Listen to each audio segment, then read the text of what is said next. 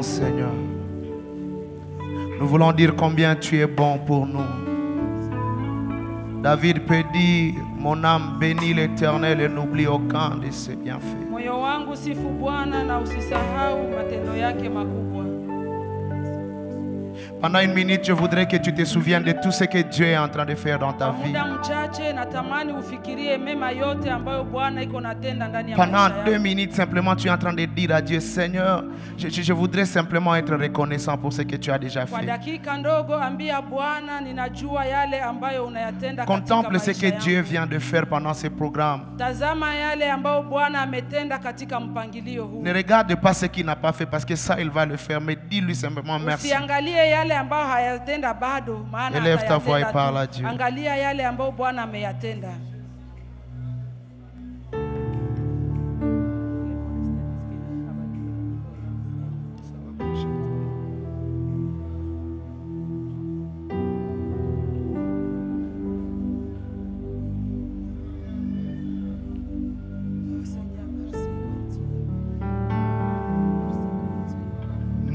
Naya mini damu yako na msalaba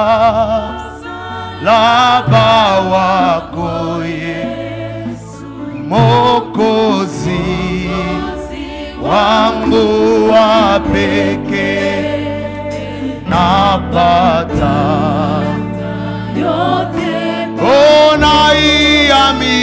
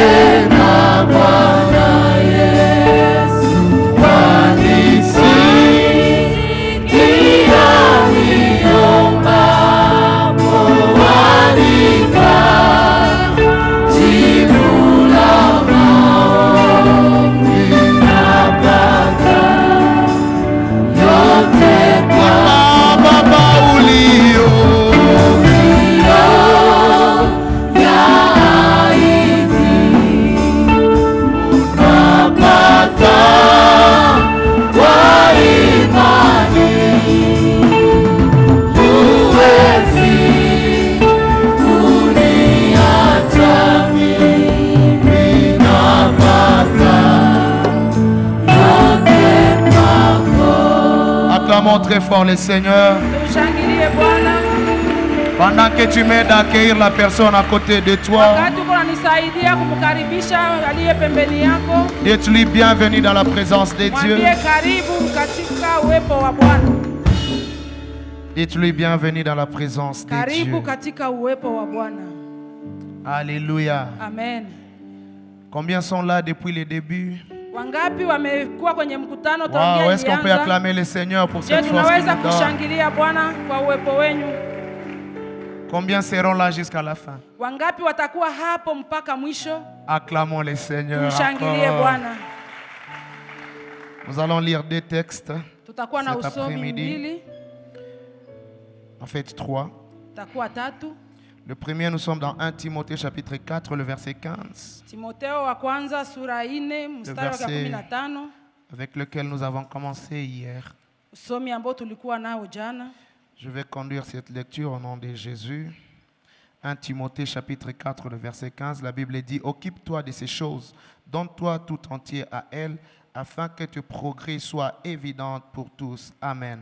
Amen. Le deuxième passage, nous le trouvons dans 1 Samuel chapitre 17, le verset 34 à 37. 1 Samueli wa Samuel kwanza sura 10 mstari wa 17. 34. Samueli wa kwanza sura 17 mstari wa 34 jusqu'au 37e. Je vais encore conduire cette lecture au nom de Jésus. Amen. David dit à Saül, ton serviteur faisait paître le brebis de son père. Et quand un lion ou un ours venait en enlever une des troupeaux, je courais après lui, je le frappais et j'arrachais le brebis de sa gueule. S'il s'est dressé contre moi, je le saisissais par la gorge et le frappais et je l'ai tué. C'est ainsi que ton serviteur a terrassé les lions et l'ours. Et il en sera du Philistin, de cet incirconcis, comme l'un d'entre eux, car il a insulté l'armée de Dieu vivant. David dit encore, j'aimerais que vous souligniez ça, l'Éternel qui m'a délivré de la griffe du lion et de la patte de l'ours, me délivrera aussi. Tu peux le dire à ton voisin, me délivrera aussi Unaweza kumwambia jirani yako ataniokoa pia de ces Philistins. na huyu Et Saül dit à Mfilistini. David, va, que l'Éternel soit avec toi. Amen. Amen. Troisième passage se trouve dans le livre de Galates chapitre 5. Wagalatia sura 5. Galates chapitre 5, Wagalatia sura 5 le verset 19 à 21. mstari wake wa 19 hadi 21. Et on va sauter au 24e. Na tutasoma tena mstari wa 24. Or, les œuvres de la chair sont manifestes. Ce sont l'impudicité, l'impureté, la dissolution, l'idolâtrie, la magie, les inimitiés, les querelles, la jalousie, les animosités, les disputes, la division, les sectes, l'envie, l'ivrognerie, les excès de table et les choses semblables. Je vous dis d'avance, comme je l'ai déjà dit, que ceux qui commettent de telles choses n'hériteront point le royaume de Dieu. Le verset 24, ceux qui sont de Jésus-Christ ont crucifié la chair avec ses passions et ses désirs. Amen. Amen. Acclamons la parole de Dieu. Tushangilie neno la Bwana. Hier, nous avons commencé à parler Jana tulianza kuzungumuza sur comment réussir en secret namna gani ya kufaulu kwa siri avant de réussir en public. mbele ya kufaulu katika umati wa watu. Et en parlant de cela, j'ai parlé de trois choses. Vous vous souvenez? Na kuzungumzia haya nilikuwa nikizungumuza juu ya jambo tatu. Les trois erreurs que David pouvait commettre. Kosa tatu ambazo Daudi angeliweza kutenda. Et la première erreur, c'était quoi? Kosa ya kwanza ilikuwa nini? Cesser d'être le fils de son père. Kukataa kuwa mwana wa baba yake. N'est-ce pas? Deuxièmement, nous avons parlé de quoi? Jambo la pili Arrêter tulizungumzia d'être un berger. kukataa kuwa mchungaji. Et troisièmement, aller crier partout Na jambo la tatu kuenda kutangaza fasi yote qu'il vient d'avoir l'onction. ya kwamba amepakwa mafuta. Et je dis qu'il y a certaines choses qui nous empêchent de vivre la gloire de Dieu. Na ninasema kuna mambo fulani ambayo natuzuia kuona utukufu wa Mungu. Simplement parce que nous n'avons pas été disciplinés dans certaines choses. Kwa sababu hatukuwa na siri kwa mambo fulani. Et aujourd'hui, je vais continuer. Na siku ya leo nitaendelea Et je vais continuer de parler de la vie de David. na nitaendelea kuzungumzia maisha ya Daudi. Parce que c'est de lui que nous sommes en train d'apprendre comment il a été capable de vaincre certaines choses dans les secrets avant d'être public. Kwa maana ni yeye ndiye ambaye tunazungumzia hali yake ambayo ilimsaidia kutusaidia kuweza kushinda mambo fulani ndani ya Et maisha nous yetu. allons nous rendre compte que la première onction de David, Na tutaelewa ya kwamba upako wa kwanza wa Daudi c'était une onction qui l'informait qu'il va devenir roi, ilikuwa ni upako ambao ulikuja kumtangazia ya kwamba yeye atakuwa qui lui mfalme, parlait de son appel. ambayo ilikuwa ikimzungumzia wito Mais wake. immédiatement là, Dieu a commencé à lui donner les capacités pour cet appel. Lakini hapo hapo Mungu akaanza kumupatia uwezo katika upako huu. Parce que nous avons compris que l'onction ne vient pas avec tous les contenus. Kwa kuwa tumeelewa ya kwamba upako haukuja na mambo yake Il y a yote. certaines choses que Dieu permet que nous puissions apprendre pendant le parcours. Kuna mambo fulani ambayo Bwana anaruhusu tuende kuyaelewa katika safari. Et c'est comme ça que Dieu va permettre que David apprenne certaines choses. Na ni hivyo ndivyo Bwana atakubali Daudi aende akajifunze mambo fulani. Et après ça, Dieu va l'amener dans une phase de 7 ans où il va l'essayer comme roi quelque Na part. baada ya hapo Bwana atamupeleka katika kipindi kia miaka 7 ili awe mfalme. Le problème, c'est que pendant que nous sommes dans cette phase d'essai, Shida ni kwamba wakati tunakuwa katika hiyo kipindi kia mazoezi, beaucoup de personnes croient que c'est la finalité. watu wengi wanafikiria ya kwamba hapo ndipo mwisho. Alors que Dieu nous a promis de grandes choses. Ijapokuwa Bwana ametuahidi mambo makubwa. Quand il nous teste, il se rend compte que nous ne sommes pas encore prêts pour qu'il nous donne de grandes responsabilités. Wakati anapotuchunguza anakutana ya kwamba sisi hatuko tayari kuchukua majukumu kubwa. Et David ayant passé les 7 ans de test, Na Daudi alipopitia hiyo miaka 7 ya Dieu kupima, va l'établir, ce qui est la 3e onction. Mungu akamshimika na hiyo ilikuwa ni upako wa tatu. Alors pendant la phase d'apprentissage, Katika kipindi hiki ambapo il y a alikuwa des wakifunzwa, combats que nous devons absolument vaincre. kunakuwa vita ambavyo inabidi tupate kushinda. Il y a des choses qui sont attachées à nous Kunakuwa vitu ambavyo vinaambatana na sisi. et nous devons être capables de les détacher de nous avant d'accéder à certaines Na grandeurs. inatubidi tuwe na uwezo ya kuyaondosha ndani mwetu ili tuweze kufikia ngazi C'est comme ça zingine. que vous allez voir quelqu'un comme Paul Na ni hivyo ambavyo utaona mtu kama vile Paulo qui est en train de parler de lui-même. ambaye konazungumzia maisha yake Il mwenyewe. dit, je connais l'appel que Dieu m'a donné. Anasema ninajua wito ambao Je Bwana connais, il y a amenipa. beaucoup de choses qui m'attendent. Ninajua kuna mambo mengi ambayo Mais je vais yananingojea. traiter mon corps durement. Lakini nitautesa mwili wangu. Je voudrais l'assujettir Nitautesa parce que je ne voudrais pas qu'à cette kwa dimension-là, kuwa sitaki wakati nitakapofika katika kiwango hiki que mon corps m'empêche mwili wangu unizuie de bien régner sur ili le niweze trône. kutawala mambo haya. Et aujourd'hui, je vais parler de 3 combats que nous devons absolument vaincre. Na siku ya leo nitazungumzia vita 3 ambavyo inabidi tuishinde. 3 combats que nous devons absolument vaincre. Vita 3 ambavyo inabidi tushindane navyo. Et ils sont à 3 dimensions, les Na 3 hiyo combats. inakuwa na viwango vitatu. Le premier combat, c'est le combat contre soi-même. Vita ya kwanza ni vita ya kipekee. Et je vais parler de ça. Nitazungumzia Le hiyo. deuxième combat, c'est le combat contre l'environnement dans lequel Vita ya nous pili vivons. ni vita ya mazingara. Parce que tu peux avoir du caractère, mais l'environnement te travaille et te transforme. Kwa maana unaweza kuwa na hali nzuri lakini mazingira ambayo unakuwa ndani inakubadilisha. Et le troisième combat, ce sont les combats de divinité Na vita ya tatu ni vita ya miungu que nous devons absolument vaincre. ambayo natubidi tushindane Et nayo. après ça, je prie que Dieu nous donne le temps de prier Na baada ya hapo naomba Mungu atupatie muda wa maombi et que nous puissions expérimenter la main de Dieu. na ili tuweze kuona mkono wa Bwana. David, pendant qu'il est dans cette première phase, Daudi wakati alipokuwa katika kipindi hiki kia Dieu kwanza, va le faire passer par une école. Mungu akamupitisha katika shule. Et dans cette école, Na katika shule hili principalement, David apprend 3 choses. hapo Daudi akajifunza mambo 3. La première chose qu'il apprend, Jambo la kwanza alilojifunza, il apprend la patience. akajifunza kuwa mvumilivu. C'est là que vous allez voir que les gens sont en train de le combattre, mais ils ne savent pas comment Na- faire du mal à ces personnes. Na hapo ndipo utaona watu wanamupiganisha lakini yeye hawezi kuwazurudishia mabaya. Le deuxième combat, c'est un combat de caractère. Vita ya pili ilikuwa ni vita ya hali ya Et kuishi. David va tout faire pour vaincre ces Na combats. Daudi akatia mbinu zote ili aweze kushinda Vous vita voyez hii. par exemple, David arrive chez quelqu'un, il demande la nourriture et on ne sait pas lui donner la nourriture, mais il a le pouvoir de se venger, mais il ne se venge pas. Unaona hapo Daudi anafika mahali fulani anaomba chakula na hawamupatie. Il a des Ijapokuwa hommes. alikuwa na nguvu ya kuweza kujikamatia chakula. La Bible dit que quand il a fui, les hommes, les personnes qui avaient des problèmes de dette dans les quartiers l'ont suivi. Biblia inasema wakati Daudi alipokimbia, wale watu wote ambao walikuwa na madeni ndani ya mji wao wakamfuata. Et tu dois être un homme de caractère pour gérer les gens qui sont des voyous dans les quartiers. Na inabidi uwe mtu wa hali njema ili uweze kuchunga hao watu ambao wanakuwa na tabia mbaya. C'est pas le diplôme de psychologie qui t'aide à gérer les voyous. Haiko vyeti vya shuleni ndivyo ambavyo vitakupatia kuweza kuchunga watu kama hao. Et David va drainer ces gens. Na Daudi akakokota watu hawa wote.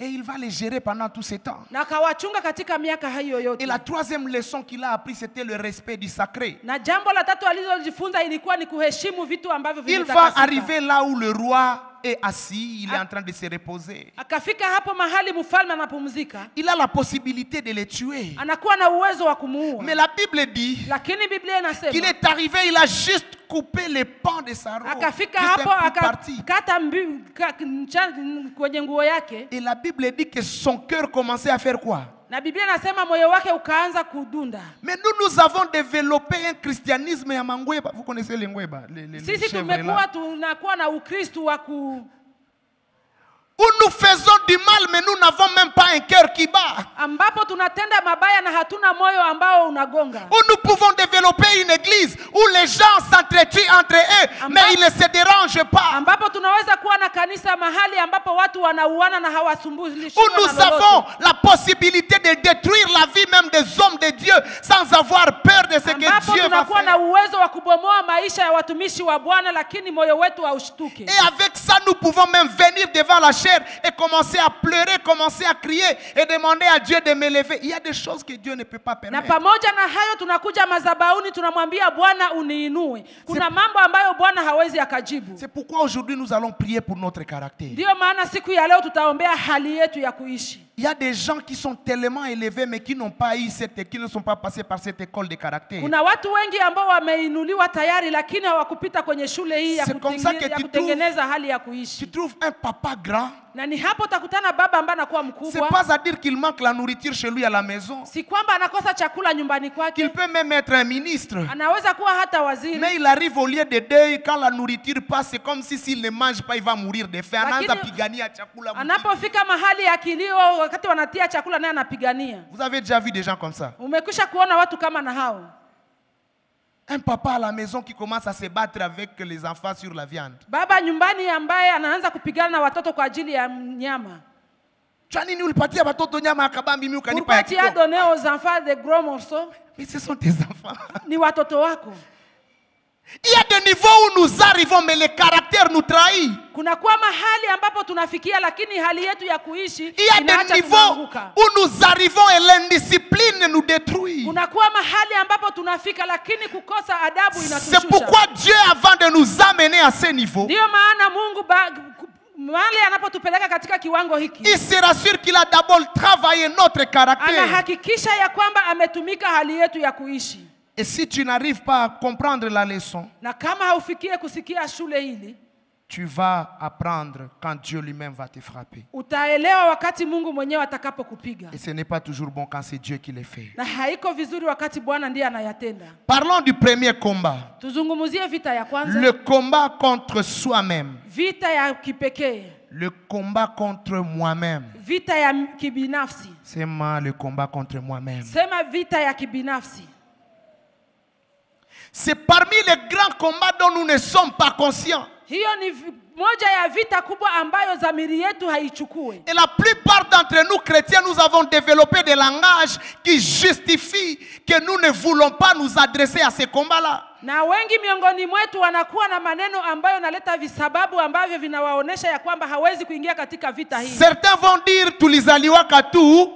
Les autres disent que nous sommes nés comme ça. D'autres disent Njogi Siniko, il faut me supporter. Les autres disent il faut me supporter, c'est tel que je suis. Mais écoutez, Paul est en train de nous montrer qu'il y a des choses qui ne sont pas de volonté. Ou ce n'est pas le Saint-Esprit qui va te donner à combattre ces choses. C'est un choix, c'est une décision que tu dois prendre. Il est en train de dire que ceux qui ont revêtu Christ,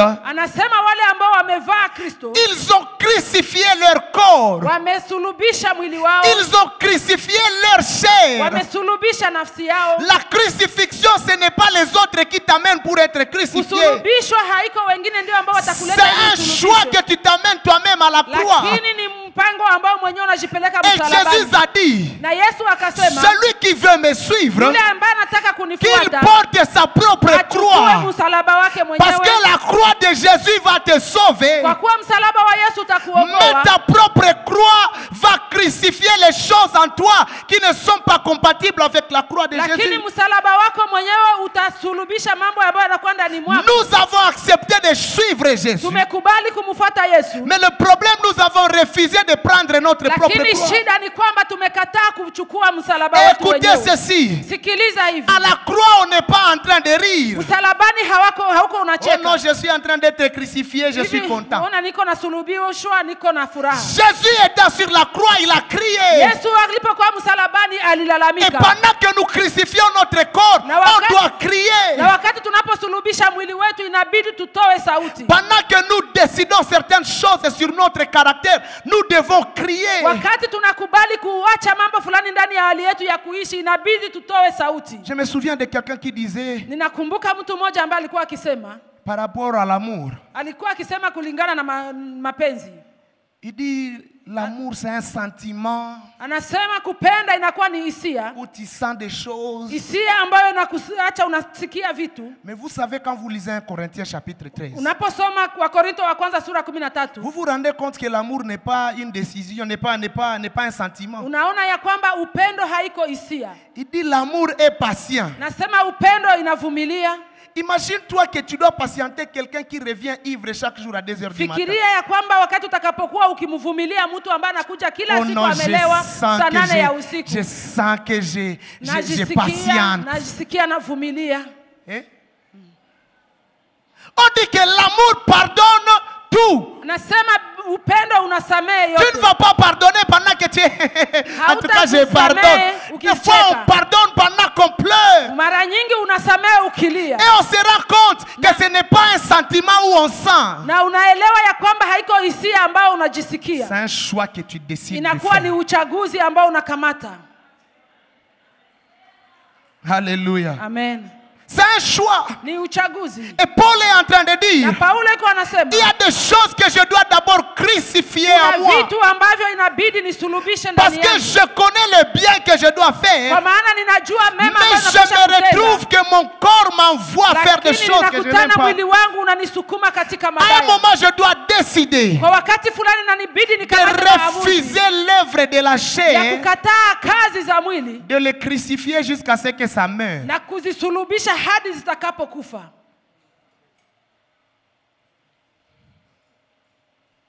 Parmi les choses qu'il faut tuer, Miongoni ya mambo ambayo inabidi kuua, la première chose, jambo la kwanza, l'orgueil. kiburi. Beaucoup de gens Watu wengi demandent à Dieu de les élever. wanaambia Bwana uniinue, Mais quand Dieu te regarde, lakini wakati Bwana à un anapokutazama moment, il a même peur de t'élever parce que ton orgueil peut te tuer. anakutana anakuwa naoga wa kukuinua, kwa maana kiburi kyako kinaweza Quand vous kukuua. aurez le temps, lisez l'histoire du roi Saül. Wakati utakuwa na muda, soma historia ya mfalme Sauli. À un moment, Saül est devenu grand. Sauli wakati mmoja akainuliwa Et il commence à faire des choses tellement parce qu'il est grand, il pense qu'il est permis de na tout faire. akaanza kufanya vitu fulani, maana alifikiria ya kwamba vile yeye ni mkubwa, mambo Il yote devient yanaruhusiwa kwake. arrogant. Il devient arrogant. Anakuwa mwenye kiburi, Et quand le prophète vient le na voir, wakati nabii anakuja kumuona il va lui dire ceci. anamwambia hivi, Quand tu étais encore petit à tes, wakati ulipokuwa mdogo machoni pako, est-ce que je ne t'ai pas... je sikukuinua? Et aujourd'hui, Dieu est en train de poser la même question à Na leo quelqu'un. Bwana iko na swali jambo hili kwa mmoja Il wetu. suffit que Dieu te donne un travail, Inatosha tu Bwana akupe kazi. que tu trouves la servante en train de torchonner les bureaux, tu viens, unatoka matope, Ukutane unakanyanga. mtumishi iko na tengeneza nyumba na wewe unaingia na matope. Il y a quelques jours, toi-même, tu cherchais ce travail, tu ne l'as pas eu. Kunakuwa siku fulani mwenyewe ulikuwa ukitafuta kazi hiyo À kuipata. peine que tu commences à toucher $2, $5, $20, Wakati unaanza pata pesa mshahara wako, tu ne sais même plus respecter ceux qui sont au début. haujue tena kuheshimu wale ambao wanakuwa mwanzoni. En Ouganda, je me souviens, Uganda ninakumbuka, il n'y a pas longtemps, un frère qui si siku nyingi kuna ndugu moja il venait d'avoir juste un peu d'argent. alikuwa amepata pesa kidogo. Et il a pris un gardien armé. Na akakamata mlinzi ambaye anakuwa na silaha. Il le met à la porte. Anamtia mlangoni. Et chaque jour, il vient la nuit ivre. Na kila siku usiku anakuja akilewa. Il suffit qu'il klaxonne la deuxième fois pour que ces gardiens-là soient insultés. Na mlinzi huyu atatukaniwa. Il dit, toi je te paye pour... Tu les payes combien? C'est $50. Unamlipa tu $50. Et tu commences à l'insulter, tu insultes même ses parents. Na unaanza kumutukana na kutukana hata wazazi wake. Un jour il arrive la nuit ivre comme ça, il entre dans la maison. Siku moja akafika mlevi hivyo hivyo akaingia nyumbani. Et le gardien entre avec eux, il va les tuer tous dans la Huyo mlinzi akaingia naye na kamuua. Des fois à cause de notre caractère, même la bénédiction que Dieu nous donne peut devenir une malédiction. Mara nyingi kwa hali yetu ya kuishi hata baraka ambayo Mungu anatupatia inaweza kuwa laana. Simplement à cause de l'orgueil, à cause de l'arrogance, nous avons tué certaines choses que Dieu voulait utiliser pour sa gloire. Kwa ajili tu ya kiburi tumeua mambo mengi ambayo Bwana alitamani atumikishe kwa ajili ya utukufu wake. Ça se voit simplement de la manière dont tu gères la personne qui travaille chez toi. Angalia namna gani unamchunga mtu huyu ambaye anatumika nyumbani kwako. Il vous donne la nourriture. Anakupa chakula. Il travaille sur vos enfants. Anatumika kwa watoto wako. Je ne sais pas, il gère toutes choses. Sijua anachunga mambo yote. Mais tu l'insultes. Lakini unamtukana. Si uko si kwa tasaga mavere pale na Il y a un jour qui peut préparer du poison et il te donne. Imagine-toi et pose-toi la question à l'intérieur de toi. Jifikirie na ujiulize mwenyewe moyoni mwako. Si tu as le pouvoir kama unakuwa na uwezo et que Dieu t'élève na Mungu anakuinua et il te fait rencontrer avec les gens qui t'ont fait du mal, na anakupatia ukutane na watu ambao walikutendea ou mabaya, les gens sur qui tu as le pouvoir, wao watu ambao unakuwa na uwezo juu qui yao, ne peuvent rien pour toi, ambao hawana uwezo juu yako, comment tu vas les traiter? namna gani utawatendea?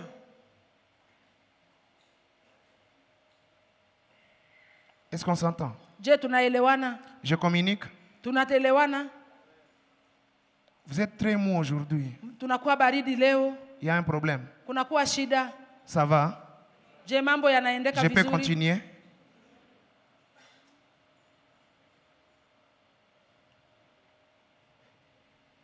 Deuxième chose sur laquelle il faut travailler à l'intérieur de nous. Jambo la pili ambalo inabidi tutumike juu yake ndani ya maisha yetu. Et vaincre sur nous-mêmes. Na kushindana juu ya Ce sont les passions et les désirs de la chair. Inakuwa ni hizo hisia za mwili. Les passions et les désirs de la chair. Hisia na tamaa za mwili. Ce sont les choses qui nous amènent au plaisir. Inakuwa ni vitu ambavyo vinatupeleka kwenye furaha. Et sachez, il y a un philosophe qui a dit, naelewa ya kwamba kuna mtu ambaye amesema, beaucoup de grands sont tombés pendant leur moment de plaisir. Watu wengi walioinuliwa wameanguka wakati wao wa Certains furaha. ont été tués simplement parce qu'ils sont en train de suivre un match. Wamoja wamefariki kwa maana walikuwa wakifuata mchezo wa Et kandanda. Paul va le dire, il dit, Na Paulo tout anasema, est permis. naruhusiwa yote. Mais cela ne veut pas dire que tout devient utile à Na moi. haya yote hayakuwe mazuri kwangu. J'étais avec le pasteur, on discutait, pasteur Gires. Tulikuwa pamoja na mchungaji Jirese Il tukizungumza. y avait un final de Ligue des Champions, c'était quel jour? Kulikuwa kipindi kia mwisho kia kandanda. Hein? Le Siku samedi. ya sita. Alors imaginez, je suis en train de suivre le match et puis le matin je viens ici, je vous dis, je suivais le match, je commence à vous expliquer. Fikiria wakati ninakuja hapa nasema usiku nilikuwa nikifuata mchezo wa kandanda. À un moment, à cause de votre position, Kwa wakati fulani kufatana na cheo chako, il y a des choses qui ne sont peut-être pas forcément des péchés, mais que nous devons refuser à cause du niveau où l'Éternel est en train de nous kunakuwa amener. vitu ambavyo si dhambi lakini tunaweza kuviacha kulingana na kiwango ambacho Mungu ametupeleka Tu ndani n'es yake. pas obligé de porter Gucci chaque jour. Hauko tu unashurutishwa kuvaa kiato ya bei. Tu n'es pas obligé de mettre les cabellos chaque jour. Haushurutishwe kila siku kutia nywele za. Tu n'es pas obligé de changer de voiture chaque mois. Haushurutishwe kila siku kubadilisha gari.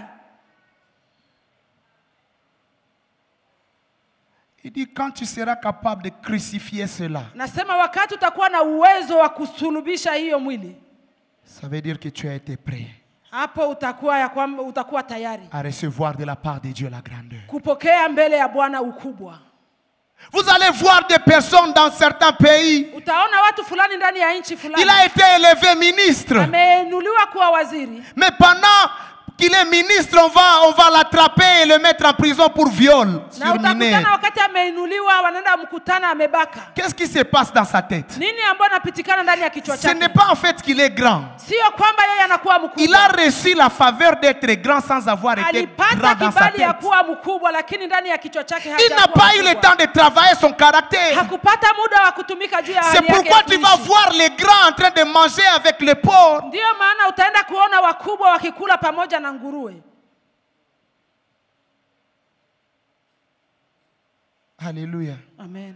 L'Ecclésiaste est en train de dire, Ecclesiastes anatuambia mhubiri, il y a un moment, je m'étonne kunakuwa wakati fulani ninashangazwa que celui qui devait être sur le cheval yule ambaye angekuwa juu ya farasi est en train de le tirer alors que c'est l'esclave qui est maintenant iko sur na le cheval. ikokota na ni huyo mtumwa ambaye anakuwa yule À un farasi. moment, à cause du manque de travail sur notre caractère, Wakati fulani kukosa gisi ya kutumika juu ya hali nous yetu nous ya kuishi. réduisons au niveau où Dieu lui-même n'a même pas voulu que nous soyons. Tunajishusha hadi kuhali ambayo Bwana hakutayarisha juu Et yetu. Paul est en train de dire, Na Paulo iko anasema, crucifie cela, sulubisha hiyo, tue cela, uwa mambo haya pour que je te donne la grandeur. ili nikupatie ukubwa. Tu dois certaines choses, tu dois les refuser, pas parce que tu ne veux pas, mais parce que le niveau où tu veux, Dieu te l'interdit simplement comme Kuna ça. vitu fulani ambavyo utakataa kwa maana Bwana ndiye anakuita kwa hali ya kuinuliwa. Il y a des gens, tu n'es pas obligé de manger au deuil. Kuna watu ambao hawashurutishwe kula kwa kilio.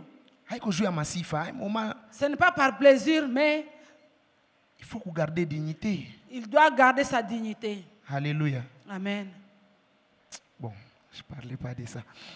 Est-ce qu'on peut acclamer le Seigneur? Je tunaweza kushangilia Bwana.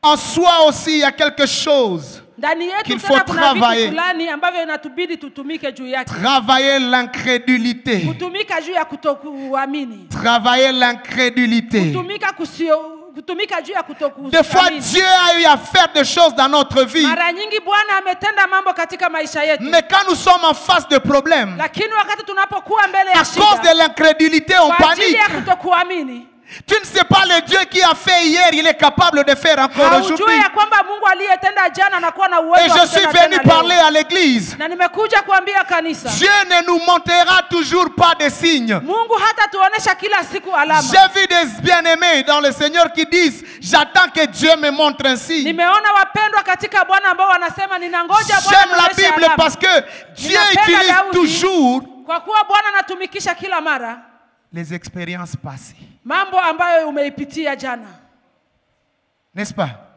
sivyo? J'aime ce que David vient dire au roi. Ninapenda yale ambayo Daudi anakuja kumwambia David mfalme. n'a pas demandé un signe devant Goliath. Daudi hakulomba alama mbele ya Il a Goliathi. simplement dit ceci au roi. Alisema tu hivi mbele ya mfalme. Il dit, Dieu m'a délivré du griffe de lion. Akasema Bwana ameniokoa kwa Et makucha ya le Dieu simba. qui m'a délivré hier, Na huyu Bwana ambaye ameniokoa il jana le fera encore aujourd'hui. atatenda tena vile leo. Le problème de l'église aujourd'hui, c'est que nous Shida ya n'avons pas la kanisa leo foi. ni kwamba hatuna imani. Notre foi, c'est quand nous voyons. Imani yetu ni wakati Alors que tunapoona la jambo. Bible dit que la Ijapokuwa foi Biblia est inasema, une ferme assurance des choses qu'on ne.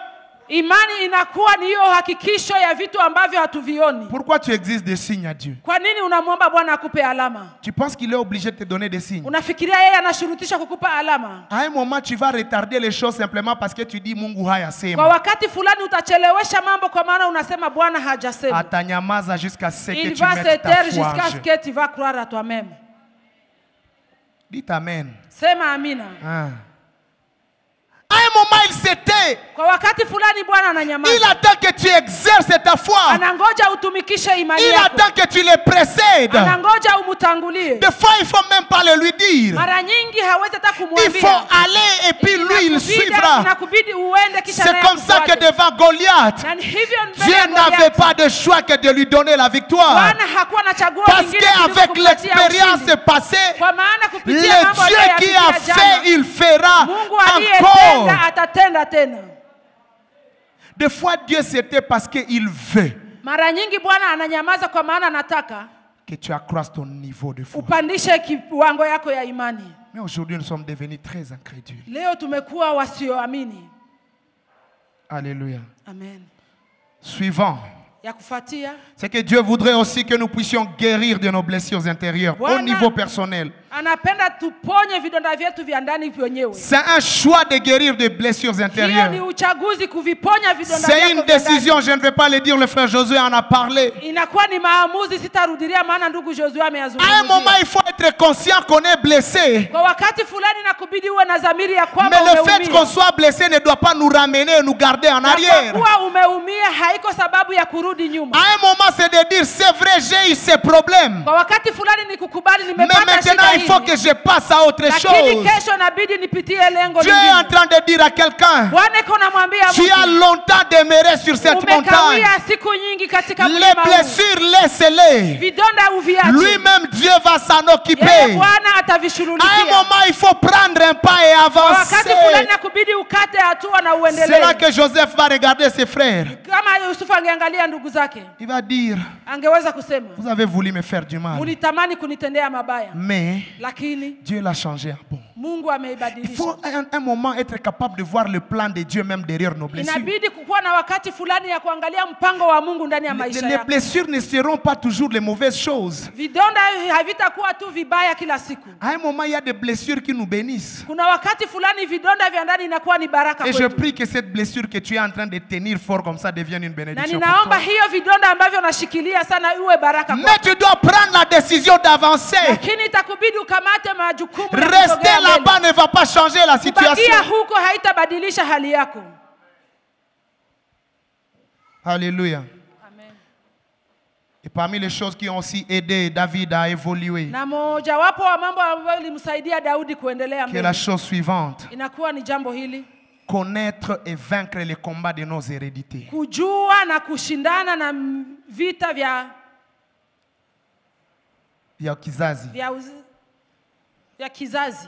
Vous savez, nous sommes tous nés de familles qui ont des choses. Unajua sisi wote tumezaliwa ndani ya majamaa ambayo inakuwa na vita. Et c'est de l'hypocrisie de faire semblant que vous ne savez pas ce qui se passe dans vos familles. Na inakuwa mbaya kufanya unafiki ya mambo ambayo yanapitikana ndani ya jamaa. Et à un moment, tu es en train de vivre ces choses chaque jour. Na kwa wakati fulani unakuwa ukiishi mambo haya Mais kila tu ne veux siku. pas reconnaître que c'est un combat auquel tu dois faire Lakini face. hauelewe ya kwamba ni vita ambayo inabidi ushindane Il y nayo. a des familles qui savent qu'ils sont des menteurs professionnels. Kunakuwa majamaa ambao zinajua wanakuwa na wasema Ton uongo ambao grand-père s'est wamefungwa. enrichi par le mensonge. Baba yako amepata mali kwa ajili ya kushuhudia Ton uongo. père s'enrichit par le mensonge. Baba yako amepata mali kwa ajili Et tu kupitia te uongo. trouves en train de faire le mensonge avec facilité. Na unajikutana unasemaka uongo kwa urahisi. Tu as besoin que je te dise recevez pour que tu reçoives. Una haja niseme pokea ili upate kupokea. Tu as besoin de tomber pour comprendre que ça c'est un combat chez nous Una et je haja dois ya me mettre kuanguka dedans. ili uelewe ya kwamba hiyo ni vita ambayo napasha kupigana nayo. Joseph vient d'une famille polygame. Yusufu anatoka ndani ya jamaa ambao wanakuwa na Il wanawake arrive chez wengi. Potiphar Anafika kwa Potifar et puis il y a un problème qui veut l'atteindre. na hapo kuna shida ambayo nataka mtokea. Il regarde, il dit papa. Anaangalia anasema Il regarde grand-père aussi. anaangalia wababu wake. Il nao. regarde ses grands frères, il dit Anaangalia wakubwa wake anasema il dit moi, anasema mimi si taomba, je ne peux pas si prier. taongea kwa lugha, Je ne peux pas parler à si langue. takamata Biblia mimi netia Je ne peux pas kumsegemeo, prendre mon Bible et le il mettre va comme fuir, sujet. il va prendre la Atakimbia, décision de akakamata refuser maamuzi certaines choses. ya kukataa mambo fulani. Nous sommes dans une période de délivrance. Frère, il ne faut pas Tunakuwa katika attendre kipindi cha ufungulivu. que l'on vienne vous dire que non, Ndugu, j'ai usingoje vu. wakuja kukwambia nimeona. À un moment, la délivrance commence en Kwa nous. wakati moja Tu ufungulivu dois unaanzia ndani yetu. être capable de voir les combats qui sont chez vous. Unaweza kuwa na uwezo wa kuona vita ambayo inakuwa kwenyu. Tu as beau me dire, oh non, amène-moi des versets. Unaweza sema nipatie mishairi, Mais tu les vois, lakini unayaona, tu les vis. unayaishi. Je connais une famille où on ne construit jamais. Ninajua jamaa moja ambapo hawajenge Si tu manyumba. as l'argent, tu veux boire, ça va se garder bien. Kama unakuwa na pesa utakunywa, Mais le jour où tu veux aller acheter le ciment, ça va se perdre. lakini siku utasema unaenda uza sima inapotea. Si tu n'es pas conscient que ces choses comme ça sont chez Kama hauna dhamiri ya kwamba mambo haya yanakuwa vous, et kweli tu attends que les prophètes viennent te le na dire, unangoya nabii akije kukuambia, tu vas attendre longtemps. utangoja siku nyingi. Prendre conscience de tout ce qui nous est attaché. Chukua dhamiri ya mambo yale yote ambayo yanaambatana na sisi. Je vis un frère qui me dit, moi je ne comprends pas. Bananipendaka pendaka tu njo maana tu na mimi niko vile. Nimeona ndugu moja ambaye anasema mimi wananipendaka tu na mimi nakuwaka tu hivi. J'ai la facilité d'être aimé. Ni mapepo ziko na ninakuwa na urahisi wa kupendewa. Unaona babangu alikuwa vile. Mon père était comme ça. Eh? Pose la question à la personne à côté de toi. Uliza mwana anakuwa pembeni yako. Tu es conscient de ce qui est chez vous. Unakuwa na dhamiri ya yale ambayo wanazungumzia. Et c'est comme ça que la Bible dit, il faut être capable de vaincre les péchés qui s'attachent à nous si facilement. Na ni hivyo Biblia inasema inatubidi tukue na uwezo wa kupingana na dhambi ambazo zinaambatana na sisi. Je, tuko pamoja? On est ensemble? Tuko pamoja? Tu es conscient de ces péchés-là qui t'attrapent si facilement. Unakuwa na dhamiri ya kwamba dhambi hii inaambatana na wewe. Alléluia. Amen. Deuxième combat pendant que nous Vita ya pili. Deuxième catégorie de combats, ce sont les combats contre notre environnement. Vita ya mazingira. J'aime ce qu'Ésaïe dit dans Ésaïe chapitre 6, le verset 5. Isaya sura 6 mstari 26. Ésaïe chapitre 6, le verset 5. Isaya sura 6 mstari wa 5. Je vais juste prendre le passage, la partie où il est en train de dire malheur à moi. Biblia ambayo inasema ole kwangu. Je suis un homme dont les lèvres sont. Mimi nakuwa na midomo ambayo. Et j'habite au milieu d'un peuple dont les. Na ninaishi miongoni ya taifa ambayo midomo yao yanakujaa uchafu. C'est ici que vous vous rendez compte qu'il y a des gens qui sont tellement intègres. Na ni hapo ndipo utaelewa ya kwamba kuna watu ambao. Mais quand il arrive dans un milieu quelconque. Anakuwa mzuri lakini anapofika katika mahali fulani. Ce milieu-là le transforme directement. Nafasi hii inamubadilisha kirahisi. Je ne sais pas ici, mais je me souviens par exemple à Beni, là où j'étais. Il y a des quartiers où tu arrives, tes enfants deviennent ingérables. Même l'impolitesse est dans le sang du quartier. Quelqu'un me disait qu'il y a quelque part ici au Congo, vous arrivez à Kinshasa, il y a un quartier où vous arrivez, en tout cas vos enfants, vous ne les gérerez plus. Vous connaissez la commune en question, hein? Hein? Il y a des environnements qui vous rendent inconscient même de Dieu. À un moment, Dieu t'a donné un travail. Mais tu arrives au bureau, c'est comme si on t'a swappé la tête. Même les moments de prière, tu ne sais plus. Petit à petit, tu commences à devenir soulard. Qu'est-ce qui t'est arrivé? Tu as oublié de prendre conscience de ton environnement. C'est là qu'Abraham, quand il reçoit la promesse de Dieu, quand il arrive sur cette terre, la première chose c'est qu'il se rend compte qu'ici il n'y a pas Dieu. Je dois d'abord installer Dieu. Je dois installer l'autel de Dieu. Parce que chaque environnement est contrôlé par un autel. N'est-ce pas? Hey. Et ça, il faut une prière pour comprendre que ce sont les environnements pollués.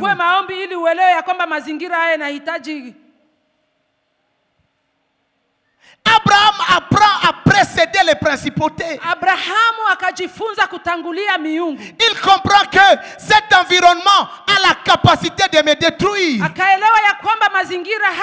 Cet environnement a la capacité de détruire ma relation avec Dieu. Combien d'entre nous ont perdu leur valeur simplement parce qu'ils sont partis dans certains environnements?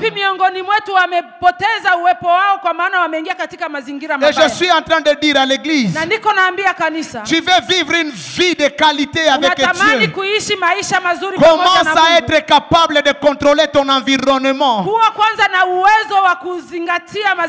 Commence à être capable d'être conscient des environnements qui t'entourent. Je me souviens d'un frère qui donnait son témoignage. Il était intègre. Il était bon, il était vraiment carré.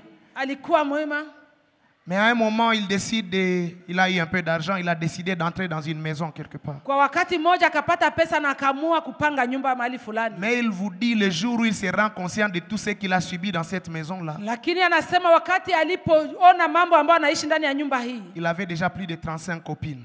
Alikuwa amekuwa na wasichana 35 zaidi ya 35. Il avait déjà une dizaine d'enfants et son foyer était déjà volé. Alikuwa tayari amepata watoto 10 nje na ndoa yake ilikuwa imefungwa. Et il se rend compte que la nuit où il est entré dans cette maison, na akaelewa ya kwamba usiku wa kwanza alipoingia katika nyumba hii, il se disait je vais appeler le serviteur de Dieu, alikuwa anasema nitawaita watumishi wa Mungu, ils viendront, et puis il a oublié, watakuja na kisha akasahau, na baadaye et il a subi la pression de son environnement. na akapata vita ya mazingara haya. C'est pourquoi frère, quand tu entres même dans une maison, il faut investir, il faut mettre un autel pour le nom de l'Éternel. Wakati unapoingia katika nyumba, tia madhabahu ya Bwana. Amen. Amen. Quand tu quittes une ville, tu entres une autre ville, tu dois être capable de dresser un autel pour l'Éternel. Wakati unatoka katika mji fulani unaingia katika mji mwingine, uwe na uwezo wa kujenga madhabahu. Et là vous allez vous rendre compte, pour Abraham, c'est pas Dieu qui est venu lui dire dresser un autel. Na hapo utaelewa ya kwamba Abrahamu sio Mungu ndiye aliyemwambia nijengee madhabahu. C'est à l'intérieur de lui Ni ndani yake mwenyewe qu'il se dit, ambapo alijiambia, je dois être capable de vaincre. Napaswa kuwa na uwezo wa kushindana na mazingara. Alléluia. Amina. Et le dernier combat, vita ya mwisho, qui est le combat contre les divinités, ni vita ya miungu, qui est attaché directement à ce combat de l'environnement. Ambayo inaambatanishwa mara moja na hiyo vita ya mazingara. David arrive devant Goliath. Daudi anafika mbele ya Goliathi. Et quand il arrive devant Goliath, na wakati anapofika mbele ya Goliathi, il comprend que devant Goliath, ce n'est pas deux hommes qui se battent. Akaelewa kwamba mbele ya Goliathi si watu wawili ambao wanapigana. En d'autres termes, David est en train de dire ceci. Kwa maneno mengine Daudi anasema tout ce que nous voyons dans la vie normale yote ambayo tunayaona katika maisha ya est kawaida d'abord dicté par la vie spirituelle. yanatokea ndani ya maisha ya kiroho. Job est en train de dire ceci. Ayubu anasema hivi.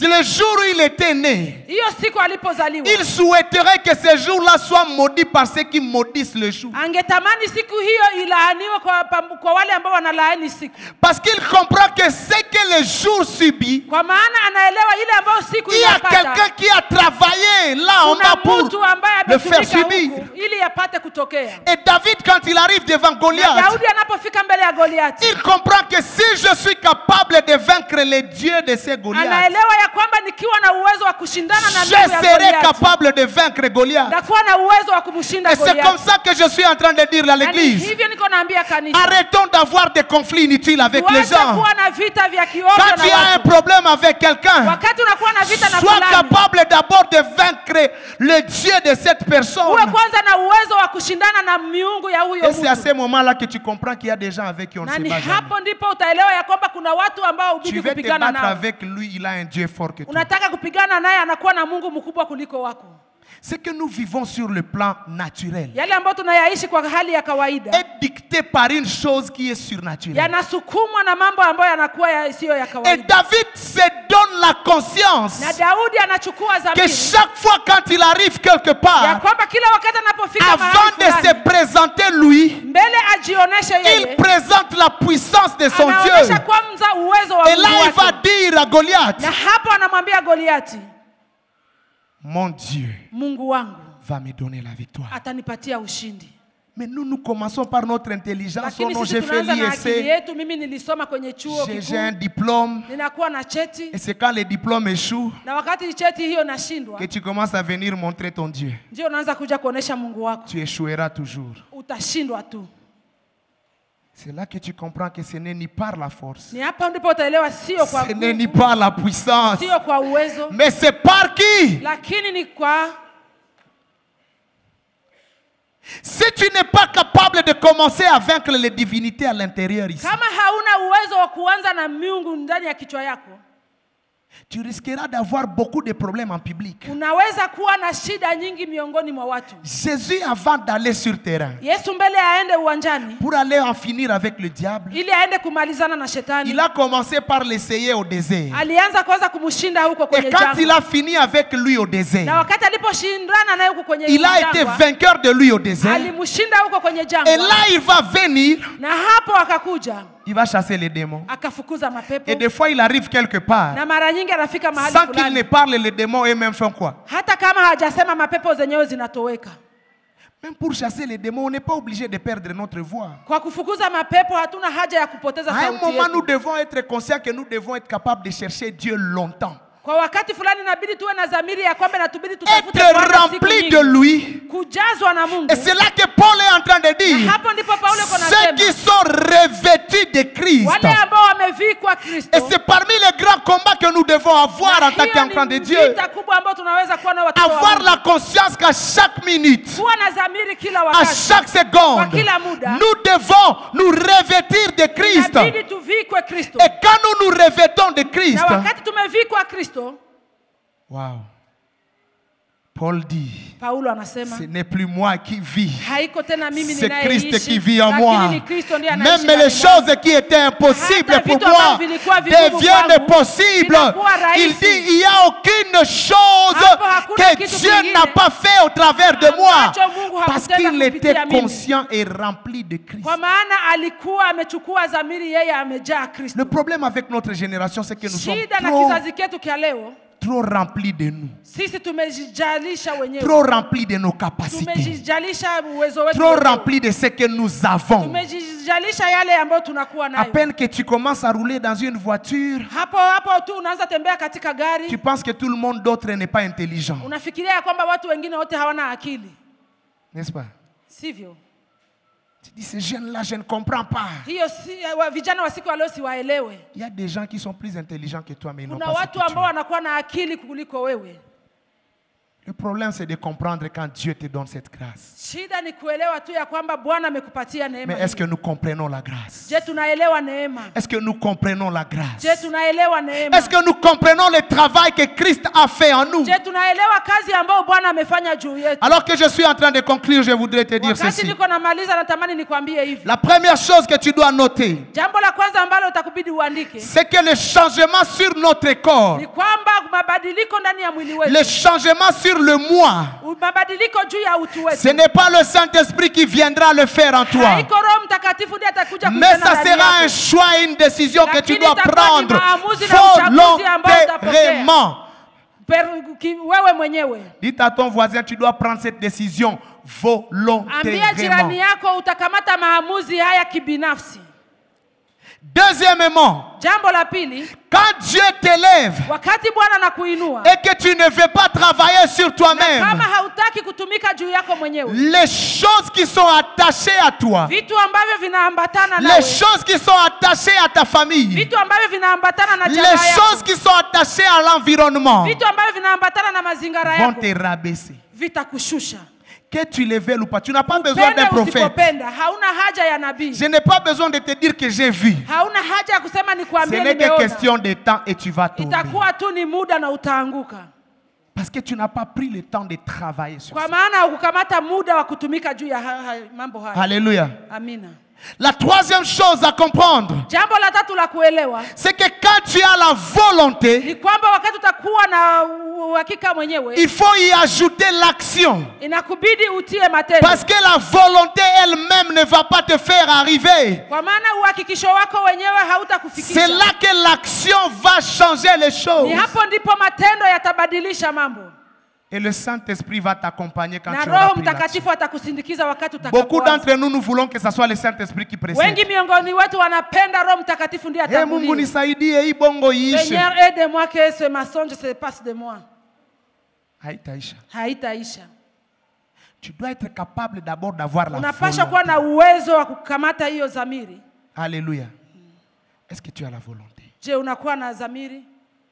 Pendant que je préparais ce message, wakati nilikuwa nikitayarisha mahubiri haya, il y avait même des visions claires des personnes qui vont bientôt être rabaissées, non pas parce qu'ils n'ont pas de compétences, mais parce qu'ils ont refusé de prendre conscience. kulikuwa maono ambayo niliona ya kwamba kuna watu ambao wameinuliwa lakini sasa hivi watashushwa kwa maana hawakuchukua dhamiri. Et n'attends pas que le prophète te le dise. Na usingoje nabii ayaseme. N'attends pas que le prophète te le dise. Usingoje nabii ayaseme. Alléluia. Amina. N'attends pas que le prophète te le dise. Usingoje nabii aseme. Beaucoup de Wengi pentecôtistes, wa kanisa la Kipentekoste, nous avons été déformés par cette envie-là d'être dites des choses qui nous concernent par le tumebadilishwa na hiyo prophète. hali ambayo inakuwa ya kwamba nabii ndiye Ou même quand tu es conscient d'un de tes péchés, hata kama unakuwa na dhamiri ya dhambi zako, mais tu attends que le prophète voie. lakini unangoja nabii aone. C'est là que vous allez commencer à passer vers le pasteur. Na hapo ndipo utaanza kuwa unapita mbele ya Tu attends qu'il mchungaji. te dise, frère, je ne te sens plus. Kingoja useme Et là, Mungu tu vas aller te sikusikie repentir. tena. Na hapo utatubu. À un moment, Dieu va se taire. Kwa wakati fulani Mungu À atanyamaza. un moment, le prophète va se taire. Kwenye wakati fulani nabii Parce que vous watanyamaza. savez, Kwa ce sababu changement unaelewa, que tu vas avoir à cause d'un prophète hiyo mabadiliko ambayo utapata kutokana na nabii ne sera pas sincère. haitakuwa ya kweli. Mais ce que tu prends en âme et conscience, Lakini yale ambayo utayachukua katika dhamiri ce que yako, tu prends par toi-même, yale ambayo utachukua kipekee, Dieu aime ça. Mungu anapenda hiyo. Même la repentance. Hata kutubu. Aujourd'hui, nous avons difficile d'avoir des personnes qui se repentent. Leo tunakuwa na ugumu wa kuona watu ambao wanatubu. Aussi longtemps que ton péché n'est pas encore découvert, Wakati dhambi yako haijatoka de nje, plus en plus ça devient difficile de venir dire zaidi Seigneur, na zaidi pardonne-moi. inakuwa vigumu wewe kuja kupiga Et magoti. beaucoup d'entre nous, nous avons entretenu ce genre de péché. Na wengi miongoni wetu tumeulinda dhambi Nous kama na avons hizi. entretenu des choses que nous savons dans notre cœur qui ne sont pas bonnes. Tumelinda mambo haya ambayo tunaelewa mioyoni mwetu ya kwamba sio Simplement mazuri. parce qu'on attend qu'on nous dise. Ni tunangojea tu watuambie. Il arrivera un moment où on ne nous dira pas. Itafika wakati fulani ambapo Et la hawatatuambia Bible est en tena. train de dire Na ceci. Biblia iko nasema hivi. Que celui qui veut aller pécher, Yule ambaye anatamani que kwenda celui kufanya qui veut dhambi, aller yule s'essuyer, ambaye anatamani kwenda qu'il kujichafua, s'essuie ajichafue encore tena na bien tena et vizuri. davantage. Na ajichafue tena. Je vais dire ceci à l'église. Natamani kuambia hivi Le kanisa. temps est révolu Wakati umepita. où ce sont les prophètes qui nous diront les choses que nous devons changer sur nous. Watatuambia mambo ambayo inabidi Le tutengeneze. temps est révolu Wakati umepita. où ce sont les rêves qui nous diront des Ambapo choses. ndoto ndizo ambazo tutatuambia À un mambo. moment, les rêves cesseront. Kwa wakati fulani ndoto zitapita. Et Paul est en train de dire ceci Na Paulo yuko à anasema Timothée. hivi kwa Timotheo. Il dit combattez le bon combat Pigana vita de la vizuri. foi Vita vya imani. en gardant une bonne. Ukilinda dhamiri njema. La conscience va te dire des choses. Dhamiri itakwambia vitu. Mais c'est ta décision de prendre. Lakini ni choses au maamuzi yako sérieux. ya kukamata mambo haya kwa C'est ta uhakika. décision de Maamuzi décider yako d'arrêter certaines choses. Ya kuamua kubadilisha mambo Et je fulani. suis en train de nous amener sur un chemin de Na niko conscience. natuleta katika njia ya dhamiri. La délivrance ce soir ne sera pas Ufungulivu jioni ya celle leo où je te dis qu'il faut que tu haitakuwa tombes. ile ambayo nitakwambia inakubidi uanguke. Tu es conscient qu'il y a des tribalismes que tu as hérités de Unakuwa tes na parents. dhamiri ya kwamba umepata katika maisha yako ubaguzi. Il y a des tribus que tu n'aimes pas, mais tu ne sais pas pourquoi tu ne les aimes pas. Unakuwa makabila ambazo haupendi na mwenyewe hauelewi kwa nini N'est-ce hauzipendi. pas? Hayo umeyatosha kwa wazazi. Tu veux que le prophète te dise que le tribalisme aussi c'est un... Unapenda nabii akwambie ukabila nayo ni On ne sait pas que c'est un péché. haujui kama ni dhambi.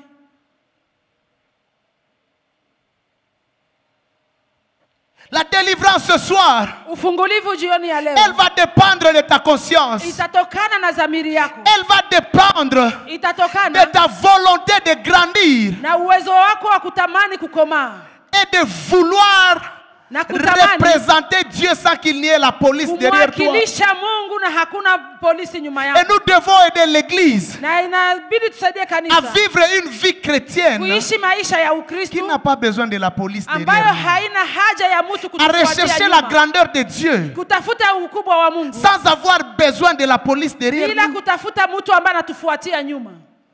Que beaucoup d'entre nous, pour aller pécher, Wengi miongoni wetu ili waende kutenda dhambi on regarde à gauche. anaangalia On kuume, regarde à anaangalia droite. kushoto. Je me souviens d'un prédicateur qui disait, Nakumbuka mhubiri mmoja ambaye alikuwa à un akisema, moment nous devons laisser les gens pécher. kwa wakati fulani tuwaache watu watende Celui dhambi. qui ne sait pas se juger par la parole de Dieu, Mtu ambaye hajua kujihukumu kupitia neno la Mungu, il ne faut pas venir le juger par tes paroles. usikuje mhukumu kwa maneno. Parce qu'il va penser que tu es en train de les poursuivre. Kwa maana atafikiria kwamba niko Et namfuatia. David, comprenant cela, Na Daudi il alipoelewa va dire mambo haya, ceci: anasema je hivi, serre ta parole dans mon cœur ninaweka neno lako afin de katika moyo ne pas wangu pécher contre ili toi. nisifanye dhambi. Il n'a pas dit que Hakusema, je vais avoir des amis chrétiens simplement qui vont chaque fois me surveiller. ndakuwa na marafiki ambao ni Wakristo ambao watakuwa Nous wakinichunguza. devons aimer à nous faire juger simplement par la parole de Dieu. Inabidi tutamani kujihukumu kupitia Nous neno la devons Bwana. accepter de nous faire juger par notre conscience. Tukubali kuhukumiwa na dhamiri yetu. Et la Bible dit celui qui Na se Biblia inasema juge, yule ambaye anajihukumu déjà lui-même ne sera pas. siku ya hukumu hata hukumiwa. Qu'est-ce que nous attendons? Tunangojea nini? Qu'est-ce que nous voulons? Tunataka nini? Église de Dieu, alors que je suis en train de Kanisa finir, la Bwana, wakati ninakuwa je nikimaliza, voudrais qu'on se mette debout pour la natamani prière. tusimame kwa wakati kidogo. Mais je voudrais prier avec certaines Na personnes. ninatamani kuomba na watu fulani. Ces gens qui, d'une manière ou d'une autre, savent Watu hawa ambao wanaelewa que dans leur vie, ils ont hérité des choses, mais qu'ils n'ont jamais voulu kwa travailler sur maisha ça. yao wameishi mambo ambao hawakutamani kuyaishi. Mais ils ont hérité ça, mais ils ne veulent pas travailler sur ça. Wamepata mambo haya lakini hawataki Aujourd'hui, on ne va kutumika pas juu yao. dire à qui que ce soit Leo hatutaita mtu de fulani changer des choses, kusema abadilishe mambo. mais je voudrais que tu entres à l'intérieur de toi-même. Lakini natamani uingie ndani yako Est-ce que de la mwenyewe. manière dont tu es maintenant, Je, namna unavyokuwa Dieu leo, est capable de te donner de grandes Mungu responsabilités?